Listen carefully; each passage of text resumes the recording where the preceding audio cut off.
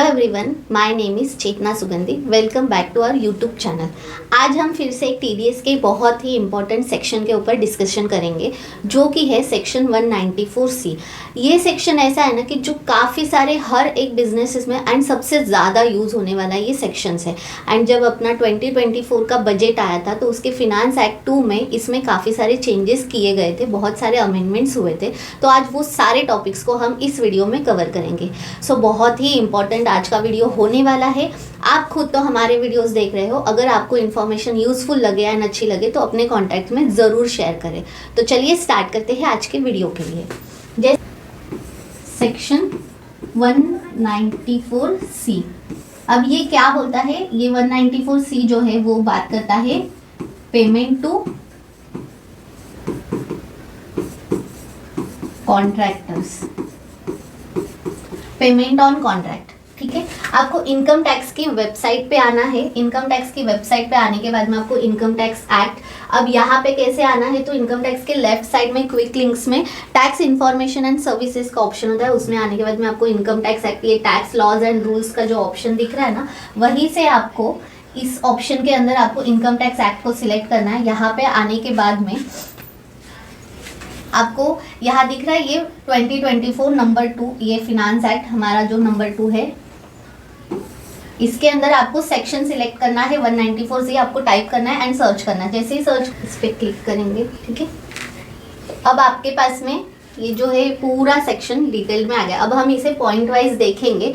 इसी के साथ पहले इस सेक्शन को एंड इस अमेंडमेंट को समझने के पहले हमें सेक्शन के बारे में एक ओवरव्यू लेना ज़रूरी है। तो पहले हम वो समझते हैं कि कोई भी टीडीएस का सेक्शन हो उसमें 5 एलिमेंट्स ऐसे होते हैं जो कि सबसे ज़्यादा इंपॉर्टेंट होते हैं। एंड हर एक सेक्शन के लिए अगर हमें कुछ टीडीएस डिडक्ट करना है या किस में वो एप्लीकेबल है, उसके लिए पहले ये 5 जो कंडीशंस है, उसके जो कंपोनेंट्स है उसे चेक करना ज़रूरी है। तो वो कौन से हैं? इसमें फर्स्ट आपको चेक करना है डिडक्टर, किससे डिडक्ट करना ज़रूरी है। इसकी जो डेफिनेशन है ये हमें वो जो हम सर्कुलर्स हम देखेंगे उसके अंदर जो एक्ट के बारे में देखेंगे वहाँ हमें पता चल जाएगी स्पेसिफाइड पर्सन के अंदर। तो इसकी जो डेफिनेशन है वो हम वहाँ पे देखेंगे। ठीक है, डिडक्टिंग किसका डिडक्ट करना जरूरी है। अब स्पेसिफाइड पर्सन में ही उधर पे एक और वर्ड आ जाता है एनी पर्सन। अब एनी पर्सन का मतलब क्या है?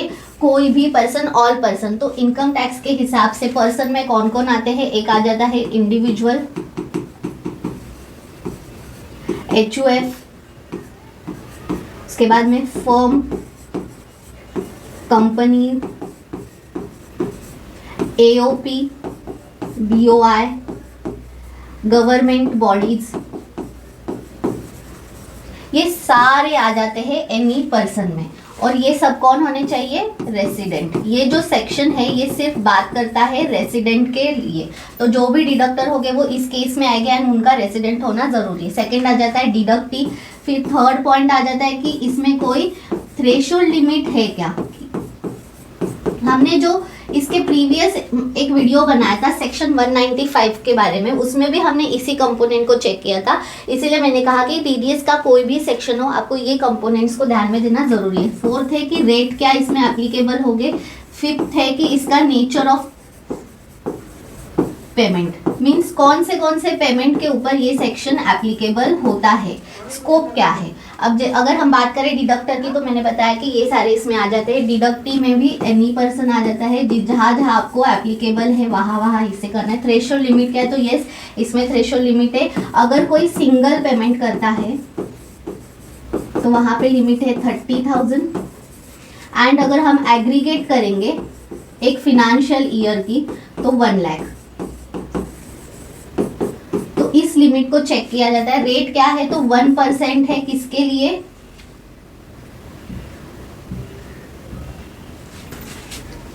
(1% for individual and HUF and 2% है other than individual and HUF, जो भी हो गए उनके लिए 2% एप्लीकेबल। नेचर ऑफ पेमेंट के लिए क्या है? तो वर्क कॉन्ट्रैक्ट। अब वर्क कॉन्ट्रैक्ट की क्या डेफिनेशन है ये अगेन हमें उस अमेंडमेंट, उस एक्ट को हम जब रीड करेंगे तब समझेगा। अभी मैं आपको एक एग्जांपल के थ्रू समझाती हूँ। अब हम देखेंगे वर्क कॉन्ट्रैक्ट।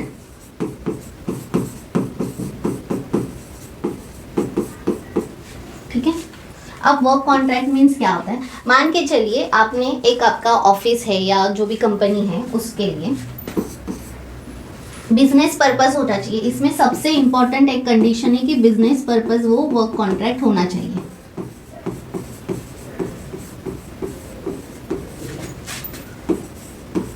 अब आप बोलोगे कि ओनली बिजनेस पर्पस ही क्यों, क्योंकि आपने अगर प्रीवियस वीडियो देखा होगा तो उसमें हमने एक वीडियो बनाया था पर्सनल पर्पस के वर्क कॉन्ट्रैक्ट, जो कि है सेक्शन 194M। तो जो ये सेक्शन है ये इंडिविजुअल या किसी भी पर्सन के पर्सनल अगर कोई कॉन्ट्रैक्ट है तो उसके टीडीएस के बारे में बात करता है। इसीलिए 194C में ओनली बिजनेस पर्पस के जो वर्क कॉन्ट्रैक्ट होंगे उसके बारे में बात की जाती है। ये बात को आपको ध्यान में रखना है। इसीलिए आगे मैं एक और आपको एक्सेप्शन बताऊंगी, उसमें आपको ये कंसेप्ट और अच्छे से क्लियर हो जाएगी। अभी हमें देखना है कि वर्क कॉन्ट्रैक्ट, मान के चलिए आपके ऑफिस का रिनोवेशन का काम किसी ABC कॉन्ट्रैक्टर को आपने दिया, ठीक है। अब ये कितने में डिसाइड हुआ, मान के चलिए 1.5 लाख में। अब आपको अगर थ्रेशोल्ड लिमिट याद आएगा, एक है 30,000, एक है 1 लाख, ओके। अब जैसे ही ये कॉन्ट्रैक्ट स्टार्ट हुआ आपने क्या किया, उनको एक फर्स्ट पेमेंट निकाली 30,000 की, ठीक है, फिर सेकेंड निकाली 30,000 की, ऐसे आपने 30,000 के और ये हो गई 60,000, ठीक है। ऐसे आपने इन्हें इंस्टॉलमेंट में पेमेंट किया। अब अगर आप सिंगल पेमेंट की लिमिट देखोगे तो 30,000 तो यहाँ पे नो टीडीएस एप्लीकेबल नहीं है, यहाँ भी नो, यहाँ भी नो। अगर आप इनको एडिशन करोगे तो 90 हो रहा है, दैट मीन्स यहाँ आपको ये 1 लाख की भी एग्रीगेट की भी कंडीशन, लेकिन जो आप फाइनल पेमेंट कर रहे हो वो है 60,000, दैट मीन्स 30 से भी ज़्यादा है एंड 1 लाख की भी क्रॉस हो रही है। तो अगर हम इसकी टोटल करेंगे तो 1,50,000 है, दैट मीन्स यहाँ पे हमें 1% का जो TDS है वो एप्लीकेबल है। अब अगर आप चाहो तो 1,50,000 का 1% 1,500 पूरा TDS डिडक्ट करके उन्हें जो बचे हैं 1,48,500 ही आपको उनको पे करना है, ठीक है। या फिर आप अगर डे 1 के इंस्टॉलमेंट से भी डिडक्ट कर सकते हो। काफ़ी सारे लोग ऐसे ही प्रैक्टिस करते हैं कि उन्होंने इधर पेमेंट किया तो यहाँ से वो उनका 300 डिडक्ट करेंगे, यहाँ से 300, यहाँ से 300 एंड यहाँ पे 600, ऐसे भी। अगर आपने फर्स्ट इंस्टॉलमेंट से डिडक्ट किया देन आपको वो आगे के भी जो भी पेमेंट्स करोगे उसमें डिडक्ट करना है, या तो फिर एंड ऑफ द ईयर या लास्ट का जो पेमेंट होगा उसकी आपको लिमिट चेक करनी है, 1 लाख से ज़्यादा हो रही है या कम है। कम है तो आपको डिडक्ट नहीं करना है, लेकिन ज़्यादा है तो आपको डिडक्ट करना है। फिर फर्स्ट वाले पेमेंट से पूरे पेमेंट पे करना है, ये नहीं कि सिर्फ आपको इस पे करना है, ऐसा नहीं, आपको सारे पे डिडक्ट करना जरूरी है। तो ये आपको क्लियर हो गया कि 194C में हमें कैसे TDS डिडक्ट करना है। अब 1% क्यों है, क्योंकि जो ABC कॉन्ट्रैक्टर है ये है इंडिविजुअल, ठीक है। अगर यही कोई फर्म होती या कोई कंपनी होती तो हमें 2% डिडक्ट करना बनता था, एंड 2% मीन्स कितना, 3,000 हम लेस करके 1,47,000 हम उन्हें फाइनल पेमेंट करेंगे। तो ये आपको क्लियर हो गया, ओके। अब हम चलते हैं एक्ट के साथ। हम अगर इसे रीड करेंगे तो हमें बहुत सारी चीजें और अच्छे से क्लियर हो जाएगी।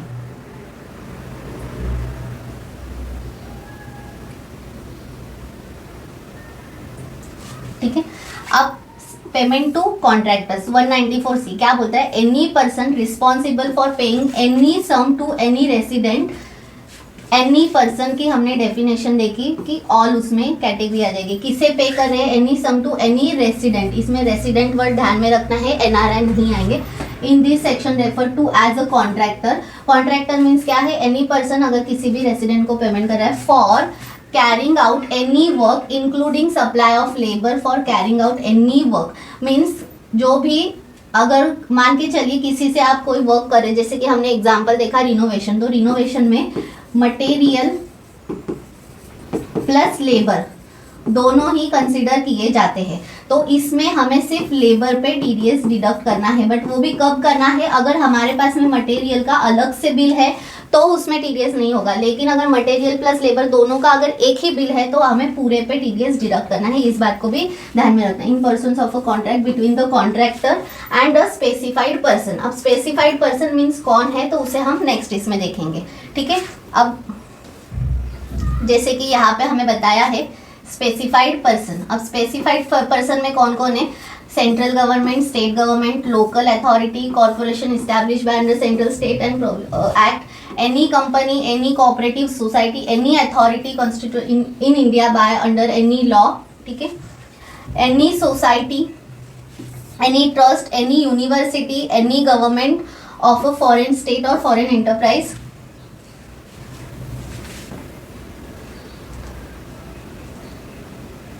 any firm, ठीक है, any person being an individual or Hindu undivided family or association of person, any individual, HUF, AOP or body of individual BOI if such person does not fall under any of the preceding sub clauses। अब ये क्या बोलता है, इसमें एक condition आ जाती है 194C के लिए, अगर कोई इंडिविजुअल है, HUF है, AOP association of person and body of individual है, एंड अगर ये कोई बिजनेस कर रहे हैं, ठीक है, तो इनका टर्नओवर ऑफ प्रीवियस ईयर का इसमें चेक किया जाता है 1 करोड़, एंड अगर कोई प्रोफेशन है तो टर्नओवर प्रीवियस ईयर का अगर 50 लाख, अगर इसके बिलो है तो इन्हें 194C में टीडीएस डिडक्ट करने की ज़रूरत नहीं है, लेकिन अगर इंक्रीजिंग है तो 194C एप्लीकेबल हो जाता है, तो उस केस में ही उन्हें टीडीएस डिडक्ट करना है। यही हमें बताता है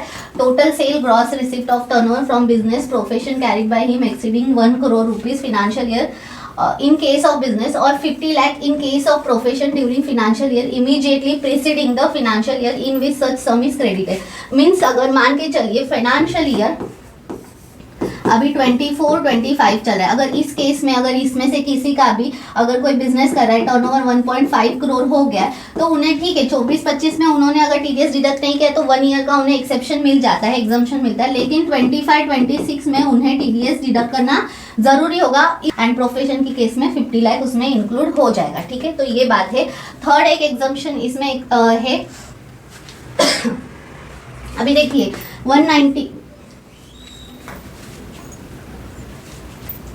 देखिए 194C के हम एक्सेप्शन की बात कर रहे हैं कि इसमें किसे किसे टीडीएस करना जरूरी नहीं है। एक तो हमने देखा individual, HUF, AOP and BOI में अगर टर्नओवर 1 करोड़ या 50 लाख से कम है तो उन्हें नहीं करना है। सेकेंड, अब इसी केस में एक और सेक्शन मैंने जो बोला 194M, आप बोलोगे कि इन्हें क्यों ये एग्जम्पशन है, बाकी सब केसेस में क्यों नहीं है, क्योंकि 194M हमें क्या बोलता है कि अगर कोई इंडिविजुअल या HUF अगर कोई पर्सनल नेचर का काम करते हैं तो उस केस में टीडीएस एप्लीकेबल होता है, इसीलिए 194C में वो एप्लीकेबल नहीं है। थर्ड आ जाता है GTA की सर्विसेज वाले, अगर कोई ट्रांसपोर्टर्स है जो कि जिनका व्हीकल लेस देन 10 है तो उनका भी आपको टीडीएस डिडक्ट नहीं करना है, बट इसके लिए एक कंडीशन है कि उस GTA ने आपको एक डिक्लेरेशन देना चाहिए अलॉन्ग विथ पैन। मान के चलिए आपने कोई ट्रांसपोर्ट की सर्विस ली तो वो GTA अगर आपको डिक्लेरेशन देता है with PAN card copy, then आप उनका टीडीएस डिडक्ट नहीं करोगे तो भी चलेगा, क्योंकि टीडीएस में बट अगर वो नहीं दे रहे तो आपको टीडीएस डिडक्ट करना है, क्योंकि टीडीएस डिडक्ट करना एंड उसे राइट पैन के थ्रू डिपॉजिट करना ये डिडक्टर की रिस्पॉन्सिबिलिटी होती है। अगर आप वो नहीं करते हो तो आपको पेनल्टी आएगी, आपको इंटरेस्ट आएगा, इसीलिए आपको ये सारी चीज़ें देखना ज़रूरी है। फोर्थ एक्सेप्शन है इसमें थ्रेशोल्ड लिमिट का, कि अगर आप 30,000 या 1 लाख इससे कम का अगर पेमेंट कर रहे हो तो आपको 194C को में टीडीएस डिडक्ट करने की ज़रूरत नहीं है। तो ये 4 इसके एक्सेप्शंस है कि इस केसेस में आपको सिर्फ 194C एप्लीकेबल नहीं है, अदरवाइज बाकी सब केसेस में है, क्योंकि इसमें स्पेसिफाइड पर्सन में ऑलमोस्ट सभी को कंसीडर कर दिया है, तो यही सब इसमें लिखा है।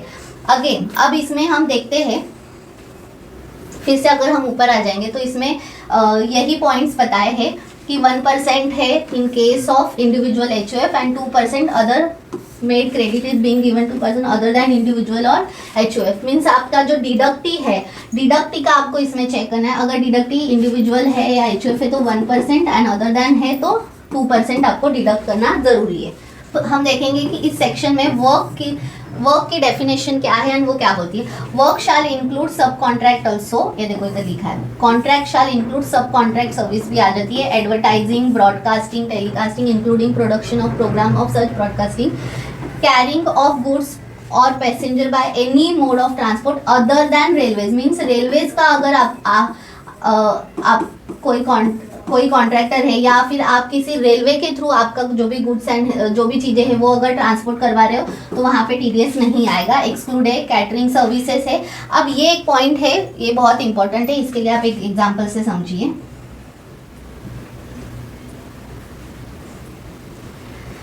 वर्क कॉन्ट्रैक्ट में ना काफ़ी बार ये देखा है,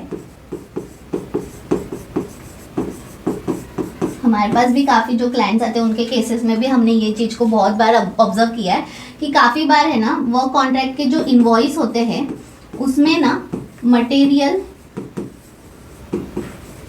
एंड लेबर ऐसा करके एक टोटल बिल होता है। अब अगर कोई भी इनवॉइस में ये दोनों की अगर अलग अलग अमाउंट दी है तो आपको सिर्फ लेबर पे TDS डिडक्ट करना है, मटेरियल पे नहीं करना है।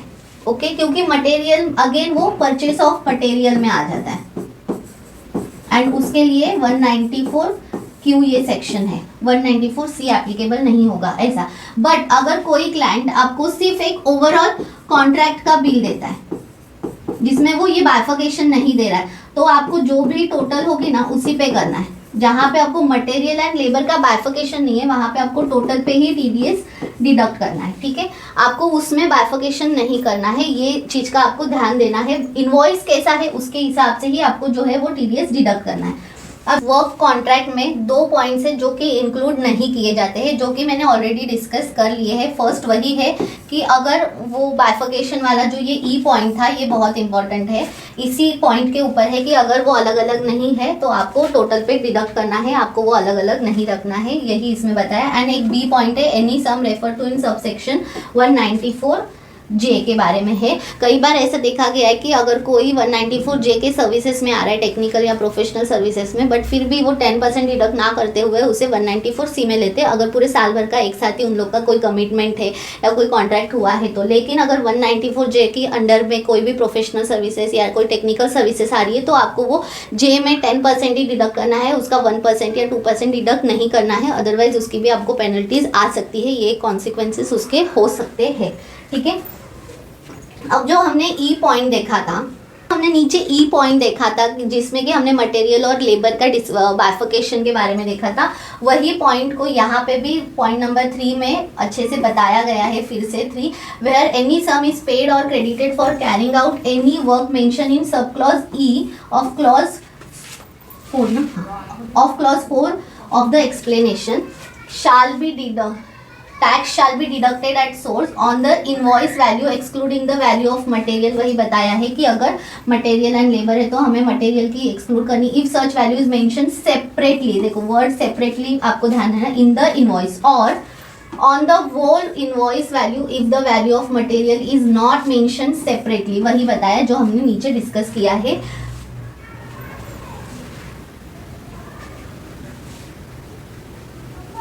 देन हम जो 194M का मैं पॉइंट बता रही थी वो नंबर 4 में बताया, नो इंडिविजुअल और HUF shall liable to deduct income tax on sum credited paid account on the contractor where such sum is credited or paid exclusively for personal purpose of such individual or any member of HUF family। यही हमें बताया है 194M में, तो इस बात का भी आपको ध्यान देना ज़रूरी है। एंड ये 5 नंबर का पॉइंट वही है जो थ्रेशोल्ड लिमिट के ऊपर बात करता है 1,30,000 के ऊपर। तो अगर आपको ये डिटेल में रीड करना है तो आप हमारे वेबसाइट के ब्लॉग सेक्शन में भी देख सकते हो, या फिर मैंने जो आपको बताया है जिस तरह से आपको इनकम टैक्स की वेबसाइट से भी ये जो है आपको रीड करने के लिए मिल सकता है। इस वीडियो के एंड में भी हम कोशिश करेंगे कि इसकी लिंक जो है वो हम प्रोवाइड करते ताकि आप डिटेल में रीड कर सकते हो। लास्ट में एक और इम्पॉर्टेंट पॉइंट है अगर ये सब करते समय डिडक्टी का पैन, ठीक है, जैसे मैंने बताया कि ये डिडक्टर की रिस्पॉन्सिबिलिटी है राइट पैन में टीडीएस डिडक्ट करना एंड उससे डिपॉजिट करना। अगर डिडक्टर इसमें फेल हो जाता है तो जो पेनल्टी है एंड जो भी करेक्शन फाइल करना पड़ेगा वो डिडक्टर को करना पड़ेगा। एंड डिडक्टी के पैन के सामने उन्हें रिफ्लेक्शन नहीं आएगा, वो तो और सेकंड पार्ट है ही। बट इन केस अगर डिडक्टी का पैन अवेलेबल नहीं है या उनका पैन इनऑपरेटिव है तो आपको स्ट्रेट अवे 20% टीडीएस डिडक्ट करना जरूरी है। उस केस में आप 1 या 2% नहीं करोगे, आपको सीधा 20% डिडक्ट करना है। या फिर आप आपके डिडक्टी को इंटीमेट कीजिए आपका जो पैन है वो इनऑपरेटिव है या डीएक्टिव है, सही नहीं है इंफॉर्मेशन, तो आपका 20% डिडक्ट होगा या फिर उसे करेक्ट करवा लीजिए। क्योंकि इसमें नुकसान जो है वो डिडक्टर का है, क्योंकि पेनल्टी जो है वो डिडक्टर को ही आएगी, क्योंकि ये डिडक्टर की रिस्पॉन्सिबिलिटी है टीडीएस अच्छे से राइट टाइम पे and on the time deduct करना एंड राइट पैन के सामने उसे डिपॉजिट करना। तो इस चीज का भी आपको ध्यान देना है कि अगर डिडक्टी का पैन इनऑपरेटिव होगा तो 20% आपको उसे डिडक्ट करना होगा। सो आई होप कि आपको ये सेक्शन जो 194C है, जो सबसे इंपॉर्टेंट सेक्शन माना जाता है टीडीएस में, वो समझ में आया होगा। अगर फिर भी आपको कुछ क्वेरीज है तो आप हमें कमेंट करके पूछ सकते हो, हम डेफिनेटली उसका रिप्लाई करेंगे। वीडियो अच्छी लगे तो शेयर जरूर करें, कमेंट करें एंड हमारे चैनल को सब्सक्राइब करें। Till then, thank you.